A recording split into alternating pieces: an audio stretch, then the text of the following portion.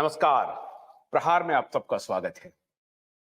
किसान अपने आंदोलन पर डटे हुए हैं और सरकार उनसे बातचीत करते जा रही है। लेकिन आज किसानों को अब तक ठगता कौन आया है? किसने किसानों की दलाली की? पूरी व्यवस्था इसमें किसानों को लूटने में कैसे लगी रही? किस किस ने क्या क्या किया? कैसे एफसीआई गोदाम बर्बादी की कगार पर पहुंचा? किसने एफसीआई को बर्बाद किया? किसने तबाह किया? कहां कहां किन किन मुद्दों पर किसानों को एमएसपी की जो बात हो रही है, बहुत सारे प्रोडक्ट पे, बहुत सारे उत्पाद पे तो एमएसपी है, लेकिन एमएसपी पे खरीदता कौन है? क्यों नहीं खरीदता है? अगर कानून बन ही जाएगा तो क्या होगा? अगर एमएसपी का कानून बन गया तो क्या होगा? डॉरी लेना देना जुर्म है, कानून है ना?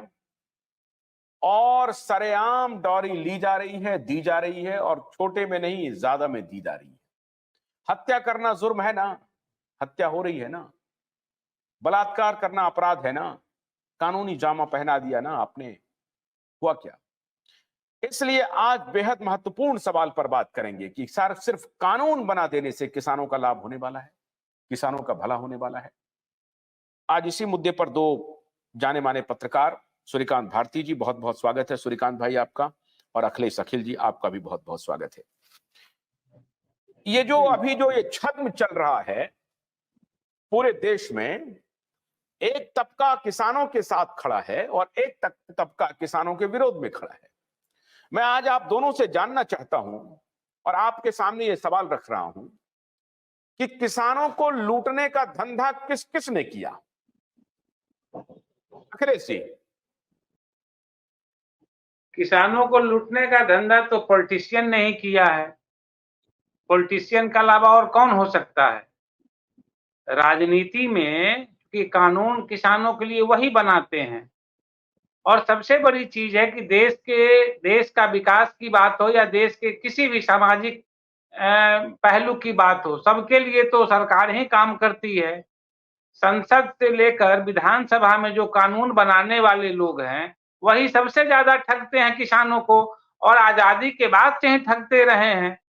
ये बात सही, बहुत मार्के की बात आपने कही कि अभी जो है ना, किसानों की समझिए कि बात हो रही है सरकार से, और ये सरकार ने भी 4 या 5 प्रोडक्ट पर एमएसपी देने के नया प्रपोजल दिया है किसानों को, और किसान उसको मान भी गए हैं। और हो सकता है दिल्ली चलो मार्च जो किसानों का नारा था वो होल्ड भी हो गया है, रुक जाए, अलग कहानी है।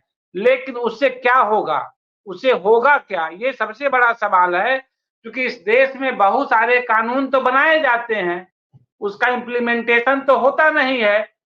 और आपने एक बड़ी अच्छी बात कही कि बलात्कार करना जुर्म है, फिर भी समाज में बलात्कार हो रहे हैं। हत्या करना जुर्म है, फिर भी हत्या की कहानी हर दिन बढ़ती जा रही है। मैं ये कहता हूं कि अगर किसान के लिए जो सरकार कानून बनाती है, और अगर उस कानून का पालन नहीं होता है तो उसका जिम्मेदार कौन होगा, एक बड़ा सवाल है। और किसान को आज की तारीख में जिस मुद्दे को लेकर किसान धरना प्रदर्शन कर रहे हैं, और इसी मुद्दा को लेकर अगर वो सरकार के साथ दो दो हाथ करे कि भैया आप कानून बना रहे हो, इसका इम्प्लीमेंटेशन कितना होगा, कब होगा, कैसे होगा, तो ये सबसे बड़ी बात होगी। और उसी इम्प्लीमेंटेशन में किसान का हित है या समाज का भी हित है। ऐसे में देखने की बात ये है कि सरकार भले ही कानून बना दे, बहुत सारे देश में कानून बने हुए हैं, उसका आज तक इम्प्लीमेंटेशन नहीं हुआ, और कानून बनने के बाद भी हमेशा उसका गलत प्रभाव पड़ता है, गलत उसके नाजायज फायदा भी उठाए जाते हैं। तो ये पूरी प्रक्रिया के लिए सत्ता, सरकार और राजनीतिज्ञ ही सबसे ज्यादा इसके लिए दोषी हैं, और उन्हीं को पकड़ा जाना चाहिए। और अगर यही व्यवस्था चलती रही तो इस समाज का कोई कल्याण नहीं होना है। किसान फिर धरना पर बैठेंगे, फिर आंदोलन करेंगे। इसलिए किसानों को सरकार के साथ दो टूक बात करनी चाहिए। ये जो कानून आप बना रहे हैं या बनाएंगे या जो आप प्रपोजल दे रहे हैं उसका हश्र क्या होगा ये सामने रखा जाए। सूर्यकांत जी, मैं आपको एक एग्जाम्पल दे रहा हूं। मैं हमेशा, आपको मालूम है कि मैं धारा के विपरीत चलता हूं, जिसमें सारे लोग जब शामिल हो जाते हैं मैं उसके खिलाफ खड़ा होता हूं। मैं ढूंढता हूं कि सत्य कहां पर एग्जिस्ट कर रहा है। ये फ्रॉडों का जो गैंग चल रहा है पूरे देश भर में, इधर से भी और उधर से भी, जो स्वांतः सुखाय शुद्ध स्वार्थ के लिए धंधा चला रहा है, आज पूरे तरह से एक्सपोज करूंगा, नंगा करूंगा उनको। बिहार में एक व्यवस्था है पैक्स का, और उसमें क्या होता है कि जो किसान होते हैं वो जाकर के अपना माल सरकार को बेचते हैं। सरकार के लोग कहते हैं कि भाई मेरे पास आपके माल को खरीद तो लेंगे लेकिन रखेंगे कहां, गोदाम नहीं है, तो बोरा लेकर के जाइए आप। तो वो किसान बोलता है कि साहब फिर हम क्या करें? तो बोला आप मार्केट में बेच दो। तो मार्केट में तो वो रेट मिलेगा नहीं। अगर आपके यहां मान लीजिए कि 20 रुपए रेट है, तो मार्केट में तो कहेगा कि भैया वो तो सरकार का रेट 20 रुपए में, हम नहीं लेंगे 20 रुपए में, तो आप कितने में लेंगे? तो हम 10 से ज्यादा नहीं देंगे। वहां पर ठगने का धंधा चलता है। फिर वो 10 रुपए में, मान लीजिए कि कोई सामान, धान ही मान लीजिए, धान 10 रुपए किलो में दे दिया, और 10 रुपए किलो में जब वो किसान से खरीद लेता है, क्योंकि किसान तो मारा मारा फिर रहा, उसको तो आज चाहिए, अभी पैसा चाहिए, उसके तो पेट की आग लगी हुई है, भूखा है वो बेचारा, तो 10 रुपए किलो वो धान बेच देता है। इधर फिर सरकार का दलाल पहुंचता है उस खरीदार पर जिसने कि 10 रुपए किलो धान खरीद लिया है, और उसको बोलता है कि तुम हमसे 12 रुपए में खरीद लो, और वो 12 रुपए में खरीदता है। 12 रुपए में वही दलाल, सरकारी अधिकारी, वो दलाल से खरीद लेता है, और इधर सरकार से पैसा लेता है 20 रुपए का, मतलब 8 रुपए पर किलो वो जो दलाल है वो चल रहा है। और इसका एक स्ट्रॉन्ग नेक्सस है, इसको हर नेता, हर जिलाधिकारी, हर डिस्ट्रिक्ट मजिस्ट्रेट, हर बीडीओ, हर सीईओ सब जानता है। हरियाणा में 6 रुपए में मक्का बिका, और उसका एमएसपी क्या था? 18 रुपए पर केजी। 6 रुपए पर केजी किसानों ने बेचा, कहा कि भाई हमको मक्का रखने की जगह नहीं। अभी ये जो ब्रॉड डे लाइट में पूरे देश में दलाली चल रही है, चोरी चल रही है, और ये बेईमान, भ्रष्टाचारी, ये पापी आदमी कोई किसान को लेके खड़ा है और कोई इस पर मुलम्मा चढ़ा रहा है, बड़ी बड़ी बात कह रहा है, उसको बड़ी बड़ी बात कह करके कोई किसान के समर्थन में, कोई किसान के विरोध में।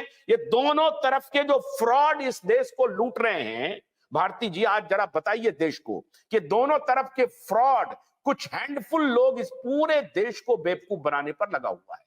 6% किसानों को भी एमएसपी नहीं मिल रहा। अभी जिस का एमएसपी है 6% किसानों को भी नहीं मिल रहा है। 6% किसानों को एमएसपी का लाभ नहीं होता है। अब इस पर बताइए कि ये दलाली कौन खा रहा है? ये सही बात है, आप जो कह रहे हैं वो सही बात है। जहां जहां भी एजुकेशन अच्छा है इस सिलसिले में, मैं आपके जानकारी के लिए बता दूं कि एमएसपी क्या है। ये अभी भी पूरे देश का अंदर का हिसाब करें, जहां भी किसानी ज्यादा होती है, जो 9-10 स्टेट में होती है सबसे ज्यादा किसानी देश के अंदर, उनको एमएसपी क्या है यही पता नहीं है, किसान को ही पता नहीं। मैं जो अनेक डिबेटों में आपसे भी मैंने पिछले टाइम कहा था कि किसान को अज्ञान खा जा रहा है। अज्ञान की वश वो दलालों से फंस रहे हैं, वो फिर दलालों के या अधिकारियों के भेष में जो दलाल और भ्रष्टाचारी जो अधिकारी होते हैं वो उनको फंसा रहे हैं।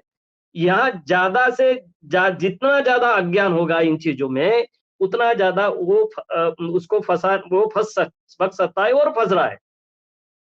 ये जो मैं आपकी बात बोल रहा हूँ, ये मैं 23-24 का रिपोर्ट बोल रहा हूँ कि एमएसपी के बारे में आप किसी को भी पूछ ले किसान को, आपके क्या पता है एमएसपी का, आपको कितना रेट है, वो जो फसल उगा रहा है उसको पता ही नहीं होगा।